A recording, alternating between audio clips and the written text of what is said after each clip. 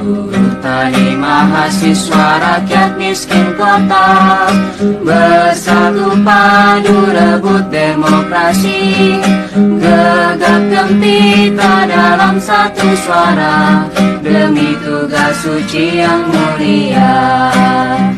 Hari-hari esok adalah milik kita, terciptanya masyarakat sejahtera.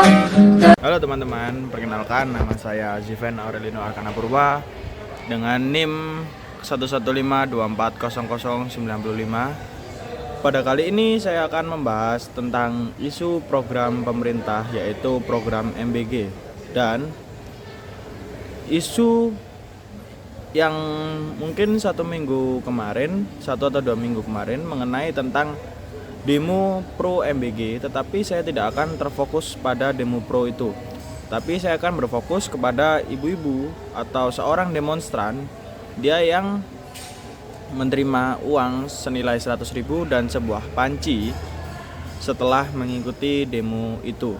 Karena menurut saya isu MBG ini sangat amat krusial dan isu ini sangat menjadi perdebatan publik, karena dengan program ini itu menghabiskan anggaran biaya negara yang sangat besar atau APBN, itu mengeluarkan sangat besar. Dalam situasi saat ini, peran media sangat berperan penting bagi pembentukan cara penerimaan masyarakat mengenai isu ini. Saya ingin melihat bagaimana media memframing opini-opini dari masyarakat terkait tentang berita ini. Program MBG merupakan salah satu program prioritas pemerintah untuk saat ini, dan program ini bertujuan untuk memberikan gizi kepada anak-anak sekolah, ibu hamil, ibu menyusui, serta kelompok rentan lainnya. Dan program ini ditujukan untuk mengurangi angka stunting di Indonesia, serta Pak Presiden berstatement bahwasanya mengharapkan dengan adanya program MBG ini menjadi nilai investasi bagi sumber daya manusia di jangka panjang. Membutuhkan anggaran yang sangat besar. Program ini menjadi perhatian publik mulai dari perencanaan hingga implementasinya. Jadi publik mempertanyakan terkait dengan keamanan pangan, gizi, dan kesiapan dari penyedia MBG itu sendiri. Serta publik juga menanyakan bagaimana dengan sekolah-sekolah yang masih belum terdampak MBG, karena dari data yang saya peroleh, MBG ini masih belum merata di seluruh Indonesia, dan menjadi semakin luas ketika media massa dan media sosial mulai mengupload berita tentang MBG. Terdapat berita yang dia lebih pro tentang MBG, seperti sekolah-sekolah yang berterima kasih dengan adanya program ini karena siswa dan siswinya mendapatkan gizi secara gratis.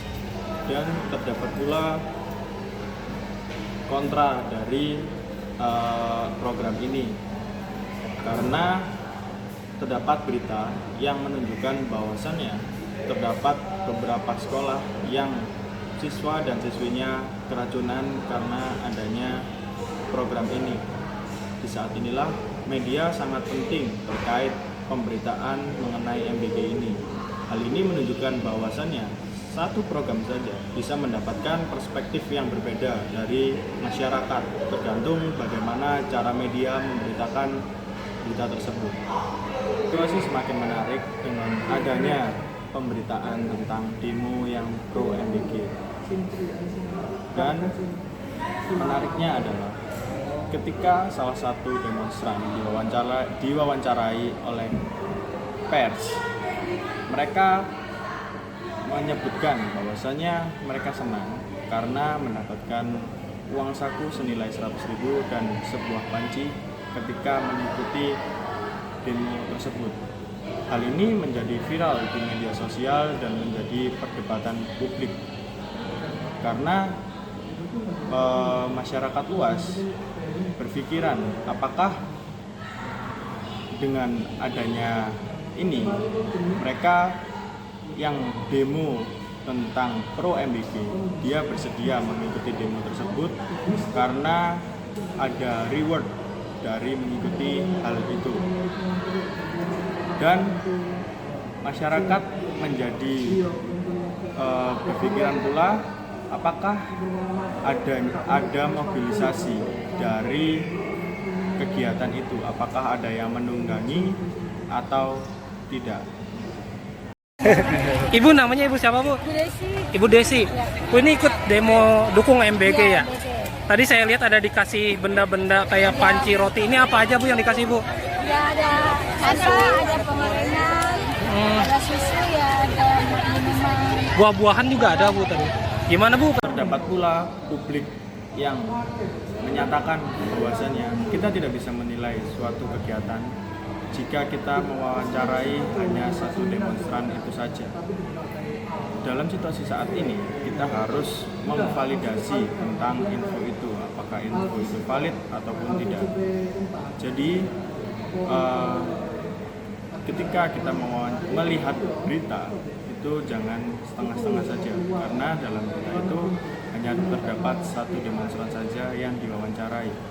Tapi, ketika saya melihat video yang lewat di beranda saya, ada pula mereka yang merekam situasi demo MBG tersebut dan menanyakan apakah mereka dibayar atau tidak, dan jawaban dari salah satu demonstran itu pula dia menjawab bahwasannya dengan refleks belum. Nah, itu mungkin terjadi karena refleks dia semata atau karena itu memang konsep seperti itu. Hal itu sudah di briefing dari jauh-jauh hari untuk mengatakan tidak jika terdapat seseorang yang mewawancarai apakah demo itu dibayar ataupun tidak. Ini kemudian menjadi isu politik yang tidak hanya terfokus pada program makan bergizi gratis atau MBG, tetapi terpecah menjadi dua. Ada juga yang terfokus kepada demonstran yang menerima uang imbalan ketika melaksanakan demo tersebut atau mengikuti demo tersebut. Jadi peran berita sangat penting pada saat ini, dikarenakan setiap berita pasti memiliki angle atau sudut pandang yang berbeda ketika meliput demo. Ada yang mereka pro, ada yang mereka kontra. Seperti yang pro, mereka mengatakan bahwasanya MBG ini untuk jangka panjang sangat bagus karena untuk sumber daya manusia ke depannya. Dan yang kontra, mereka cenderung lebih mengkritik tentang program-program ini.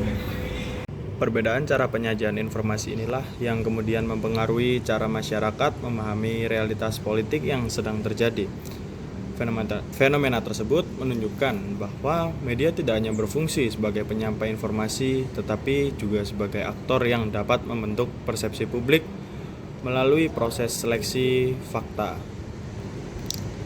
Oleh karena itu, isu mengenai program MBG menjadi contoh yang relevan untuk dianalisis menggunakan teori framing, karena teori ini membantu menjelaskan bagaimana media mengonstruksi realitas sehingga menghasilkan pemahaman yang berbeda di kalangan masyarakat meskipun membahas tentang peristiwa yang sama. Menurut saya, media memiliki tanggung jawab besar untuk menyampaikan informasi secara berimbang, terutama pada isu politik yang sensitif. Apabila terdapat pengakuan dari beberapa peserta aksi mengenai penerimaan uang ataupun barang, maka informasi itu memang layak untuk diberitakan. Namun, media juga harus menghadirkan narasumber sehingga kita dapat melakukan verifikasi secara langsung. Selain itu, masyarakat juga memiliki tanggung jawab untuk meningkatkan literasi media, dan kita seharusnya tidak langsung mempercayai isu dengan satu potongan video atau satu unggahan di media sosial tanpa membandingkan dengan sumber lain yang sama-sama validnya. Bagi pemerintah, kritik terhadap program MBG sebaiknya dipandang sebagai masukan untuk memperbaiki implementasi kebijakan. Sementara untuk media, pemberitaan seharusnya tidak hanya berfokus pada kontroversi yang sedang berlangsung, tetapi juga memberikan ruang terhadap evaluasi substansi program sehingga masyarakat memperoleh informasi yang lebih valid. Sebagai penutup, yang dapat kita ambil adalah kita seharusnya ketika menjadi konsumen berita atau konsumen informasi, mengambil informasi dengan kritis. Jangan hanya melihat judul berita atau potongan video yang viral, tapi pahami juga konteks dan lakukan verifikasi dari beberapa sumber sebelum membentuk opini. Dengan demikian, komunikasi politik dapat menjadi sarana untuk membangun diskusi publik yang sehat berdasarkan fakta. Terima kasih atas perhatian teman-teman. Semoga pembahasan ini dapat menambah pemahaman kita mengenai bagaimana media membingkai isu politik dan bagaimana kita sebagai masyarakat harus bersikap lebih kritis dalam menerima suatu informasi.